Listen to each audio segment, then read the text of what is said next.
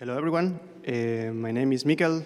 I work at the Barcelona Supercomputing Center, and today I'm going to introduce you a recent study that we performed in collaboration with the ProBelab team about the provider record liveness. In this case, the talk is going to be about the findings and all the results that we got from that study. So I'm going to make a quick introduction of the outline.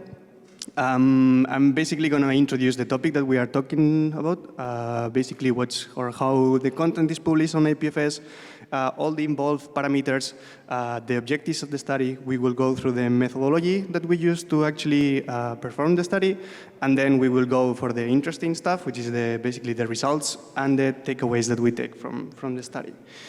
The introduction, it's funny because I think that everybody has friends that don't know about the IPFS or that they don't know much about it. And I normally hear these people thinking that IPFS is a storage system. It's basically you publicly advertise content, people in the network keep it for you, and everybody's happy. Well, that's not how it works. When you want to put something on IPFS, you don't replicate the content itself, but you replicate the pointers to that content. It's funny because I think that there are already 2 talks before mine that already talked about this. It's like a point that we want to emphasize, we don't replicate content. So the real way IPFS addresses content is basically when you want to publish some content, you're going to divide this content in different blocks. I'm going to touch you here a visualization tool in case you want to upload a file and you want to see how many blocks will it generate. So basically what you would do is from this content, in this case, for example, imagine that it's a PDF file, you will generate all the blocks. And you will basically identify the hash of that block into what we call a CID, which is the content identifier. So instead of replicating the content itself, now we are talking about blocks, about CIDs. And you will have as many CIDs as blocks as your PDF generated, but you are not going to replicate them. What you will do is you are going to make a link between yourself, which is the one that is going to host that content or those different blocks, to the CID that you are keeping. So in case that anyone wants to retrieve that content of that block, they will have to search for that link between the CID or the content block and your own network as a provider. This link, as Yanis and Guillaume were introducing before, are called provider records, or PR, which is the short version. And these are actually the things that you will distribute to the network. The purpose of this is that you don't overload the network with a lot of storage. They don't need to store as much as just a simple set of bytes. And the way we do it is Guillaume was introducing a bit the DST and the whole lookup process. So basically, we are going to look for each of the CIDs, which are the closest peers in the network that match the hash of the CID to their PID, and we are going to select them as what we call peer holders, provider record holders. So those peers are going to become the link between my content and me as content provider. Guillaume introduced the key value for the key buckets, which is 20. In the content publication, we also have another key value, sorry for having the same key, but we didn't choose it. It basically means it's the replication value. It's how many peers in the network and are we going to choose to store these provider records. The main reason of having a key value is that as we are talking about peer-to-peer networks, they elastically increase or decrease the network size. And we don't want those links between content and content providers to disappear. So we basically store these records in a number of peers so that in case half of them or almost all of them disappear, there is at least one of them which can link the content to the content provider. So as a peer that wants to publish a PDF, what we will do is actually generate the blocks, generate the PRs, look for each CID, which are the K closest peers, and actually contact them to tell them, hey, I want you to keep these records in case someone is looking for this CID. So this is basically what we do when we want to publish content on IPFS. these PRs are not going to be there forever. Like, we don't want IPFS to be overloaded from data that is not longer interesting for anyone, or that, for example, providers don't want to publish anymore. So there is a time life for those PR records, or they have an expiration time, which is basically currently set to 24 hours. It's like any provider records that stays in the network and that doesn't get republished are going to disappear or are not going to be relinked to the content provider after 24 hours. So for example, if someone publishes something in 24 hours, it will probably disappear. As I said, like the way of extending the life of these provider records is actually republish them, which is basically making the exact same publication thing again. It's like the whole process is repeated again. So it's like you will have to search for the new closest peers to that CID or for each CID, and you will contact them to keep them, to give them the provider records. And that's how you extend for another 12 hours with, I mean, the expiration time is 24 hours, but you extend another 12 hours or more. So basically, it's like if you want to publish content and keep it alive during a lifetime, you will have to republish them like every 12 hours. But that's at least what we do now in the current specification. So which are the objectives of the study that we were doing? Is like, of course, like the link between content and content provider is probably one of the key things of IPFS, like how it works. Like otherwise, we wouldn't be able to retrieve content. So we want to check like which is the liveness of these provider records once they are published. It's like, are they actually alive for the 24 hours that they are supposed to be, or they disappear, or how many of the peers that we originally contacted actually keep the records after 24 hours. Another thing that we want to know is like, we choose at one point, like which are the closest peers of the CID, but we don't have the certainty of whether those peers are the closest ones to the content for over those 24 hours. So for example, if we had like many peers joining and leaving the network, it could happen that the closest peers of that particular CID actually completely change over 6 hours, and therefore like people that is trying to retrieve the content from another side will actually end up in different closest peers. So the link between the content retrievable and the content provider won't be able to achieve. We wanted to expand a bit this study, and we wanted to explore like, okay, we know that K now is 20, but what happens if we increase it? What happens if we decrease it? It's like we call them like magic numbers, which are numbers that they are there, they work, and actually we want to see whether it's worth changing them, or maybe they were correctly set and we didn't know why. So we wanted to explore alternatives for those key values. And another point is like, there are some actors in the network which are called Hydra nodes, which is basically you have a big node with a big database of provider records, but this node has like different heads.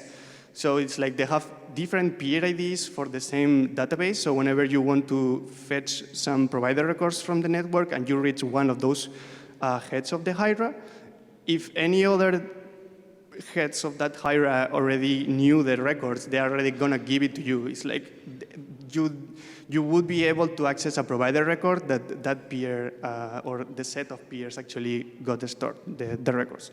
So we wanted to check whether they are keeping up the whole liveness of these records, which are their performance in the network, and how important are they, or whether we can actually banish them from the network. So yeah, quick introduction to the methodology. We have a simple client which basically reproduces in a control environment like the publication of the CIDs. We actually monitor the process of looking the closest peers. We monitor how we store them, whether those 20 peers that are the closest ones to the CID, actually whether they are successfully connected, whether they are the closest ones. And sorry, yeah. Once we identify those provider record holders, what we do is like every given interval of time, which in this case was set to 30 minutes, we actually actively connect to them and request them like whether they keep the records or not. And by doing so, we actually know whether they are active in the network and whether they keep the records in the network. We also do, over these 30 minutes, another lookup for knowing actually where these peers are the closest ones or are still the closest ones to the CIDs. And we actually keep track of the number of hops that the DHC lookup it's doing, so that we can also link it later on. And it's important to know that we are not making any republish. So it's like a plain publish. We keep track over this life of the records for 36 hours, and then we just leave it there. We just leave it like a stale content in the network. So going a bit to the study, the current status, it's quite healthy. It's like, these are in this graph we can see like the number of successful peer holders that we connected whenever we wanted to connect or we were publishing the 10,000 CIDs that we were publishing in the tool.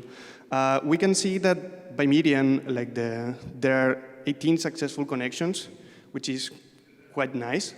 But it also means that by median, like there are already 2 peers that are inactive in the network, or that at least we cannot actively connect to them. The nice point is that the lowest part, or that at least 95% of the network or the CIDs actually achieved 14 successful peer holders, which I think is still nice. Let's remember that as soon as one has the records, like the content should be retrievable. So 14 should be fine.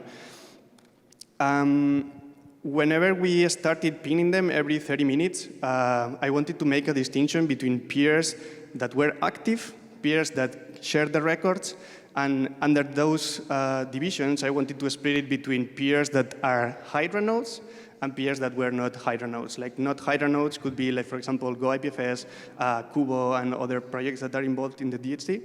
And what we can see is that the actual numbers of online peer holders is actually quite good. Like, we are talking about averages, and I mean, by average, only 5 out of 20 peers are actually not accessible during the 36 hours of the study. And if we compare it to the number of peer holders that actually share the provider records, we can see that it only drops to 13. So it's like still quite accessible because, once again, as soon as one shares the peer PRs, the content should be retrievable. Important key point is that where peers are sharing the records, we can see that hour 24, there is a sharp drop, which is like the expiration time that we were talking before. And for some reason, Hydra nodes, they're actually longer to prune that content. Keep in mind that they have a huge database, so it actually takes them longer to prune the stale records. Talking about the degree of peer holders originally contacted inside the closest peers over those 30 minutes, we can see that it's quite stable. Of course, like we take into account that the original peer holders should be the closest peers to the content at the beginning, and it drops after a few hours to 15 by median, and it stabilizes them, but there is no point where those originally peer holders are not inside the K closest peers over the study. This means that anyone that wants to retrieve the content from the other side, which actually end up talking or trying to connect to the same peers that we originally connected, which is nice.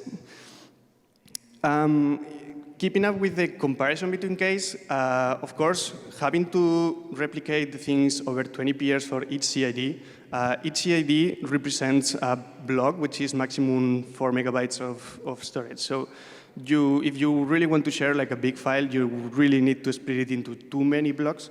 So this is making the network to be a bit overloaded, as we see that number of users are increasing, but number of nodes doesn't really match.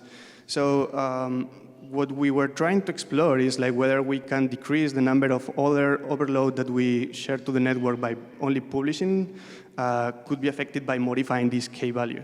So what we tried was starting from K15 to K20, K25, and K40. We were testing these values in the real network, but only our tool. So it's like we are testing these values in a network that has K20. It's only like a local setting. But we can see that if we compare the percentage of peers that we successfully connect when we are publishing the records, the percentage don't vary that much. It's like it still stays into a median of like 90%, which is nice. The bigger difference comes when we take into account the number or the amount of time that it took to us to actually publish the records, which is something that Janice already mentioned before. It takes, by median, 10 seconds or 12 seconds. Well, in this case, like with K20, it's like 12 seconds to actually make, by median, the publication of a single CID, which is quite high from a performance point of view. Like we would like to drop it to 1 second, but let's be optimistic. Like it's going to take some long journey. But we can see that, for example, if we drop it to K15, we actually get like a 2 seconds decrease. However, if we increase it to K40, like we actually double it, which is more or less stable. It's quite a linear distribution, adding like 2 seconds by median. Comparing like the onlineness of these peers versus the peer holders that are sharing the content, the percentage don't change much. Basically, what this result is telling us is that the network will behave still the same for one chi value than for the other one, with the difference that the absolute value will change. Of course, that the 80% of 15 is not the same as the 50% of 20. So if you are peak enough, you can observe that K40 always has like a higher value. And this is, I mean, you see that K15, 20, and 25 are more or less stable into a single line. However, like K40 is a bit above. It's interesting, but the fact that the key bucket is settled to 20, it means that a peer knows with high detail like the 20 closest peers that is surrounding him. However, if you go beyond those K20 peers in that bucket, or 20 closest peers, you start having more doubts about whether that 38th peer is actually the closest ones or not. And the way how the Go implementation is working, you actually try to benefit peers that are stable and that you already connected to actually get selected as peer holders. So in this case, K40 magnifies that side where we actually try to benefit active peers to be peer holders rather than just peers that are actually closest ones. Still, no differences. I think that the values are quite fair, like 60%, and let's remember that only one of them has to be online, so I think it's quite good. The in-degree ratio, on the other hand, it's the opposite. It's for K15, 20, and 25, they still same or follow the same trend, while K14 actually drops. And this is still the same. It's like you favoritize peers that are stable in the network, sacrificing accuracy on their closeness. And that's the result on the in-degree ratio of peers that are closer to the content over time. It's like you are sacrificing that precision of being the closest one for actually being more stable. Something really interesting is like in the DHT walk that we were doing to actually get the closest peers, we were keeping track of how long was the number of hops, the maximum number of hops that we were doing on that process. And we realized that K14 has not many more hops in the depth of that DHT walk. However, it was growing in number of on the width of that tree. It's like we are not requesting more peers in depth, but more peers in parallel. It's like just, it's taking us more time to actually get certain accuracy of which are the closest 40 peers. So in that case, it's like more like a drawback rather than an improvement. So coming back to the Hydra point, I set up like a tiny tweak on the DHT code, but mostly to try to blacklist any Hydra peer in the network. We were trying to recreate what would be a network without Hydras. Of course, this is done locally, only for our host, but basically I was performing a light crawl, identifying peers that are or that had the user ID, the user agent as Hydra. And then I was basically, whenever I was trying to use that peer ID for actually getting them or qualify them for getting closest peers, I was just banish them and taking the next one in the queue. And if it was a peer again, and a Hydra peer again, I will banish it.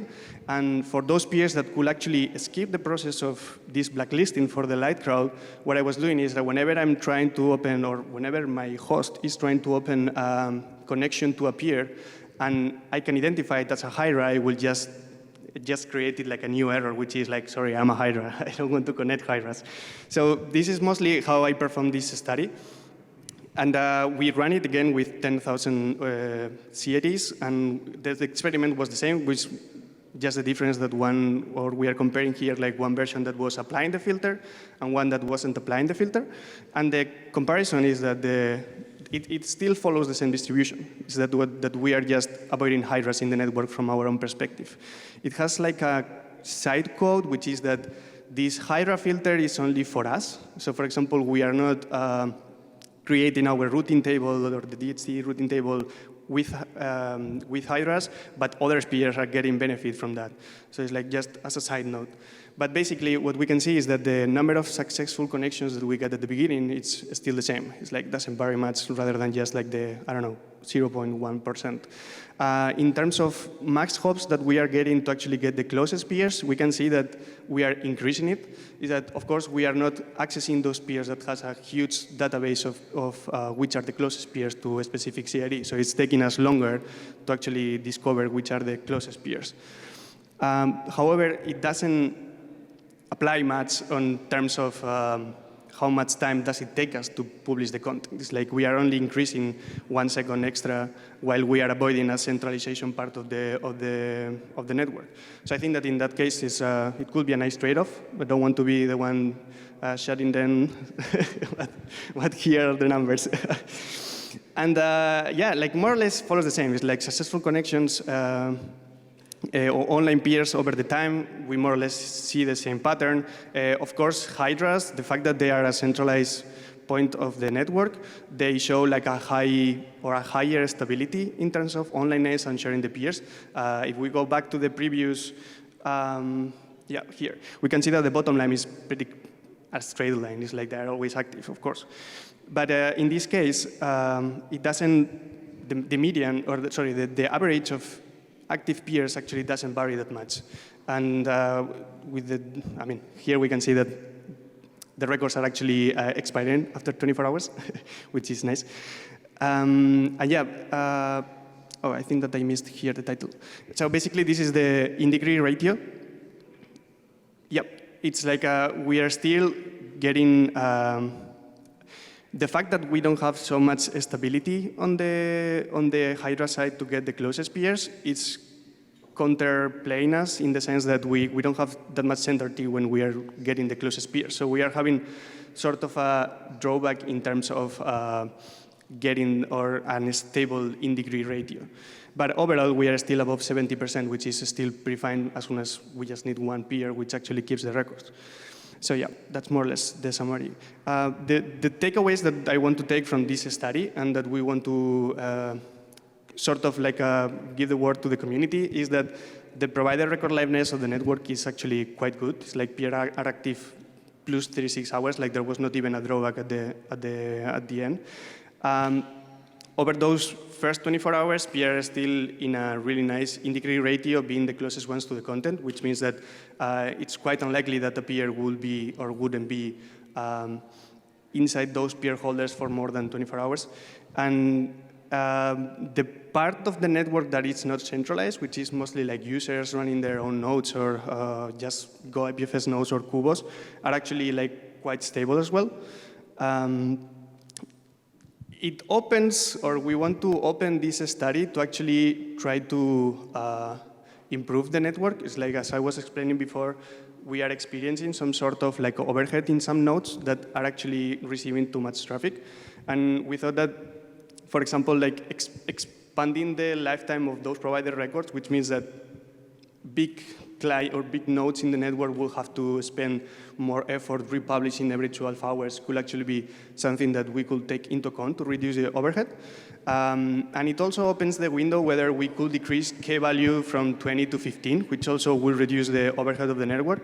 Although having two options, the first one seems to be more, I think that it will have like a more priority in terms of like, it's like less likely that we will find content non-retrievable only by like expanding their lifetime. Yeah, just quick mention to the contributions that we did. It's like the whole report is under the RFM 17. It's like a report that we wrote for the protocol labs. All these optimizations that we could do in parameters, for example, are already applied, and they are already done input requests to the specifications of libp2peer, of the Kubo implementation, blah, blah, blah. I want to link you here the repo for the Hoarder, in case anyone wants to give it a shout and help me a bit. And we recently wrote a paper. It's not submitted yet, but in case anyone wants to check, I pasted it like in an anonymous version, in case anyone wants to download it. But yeah, thank you very much. And if anyone has a question, feel free.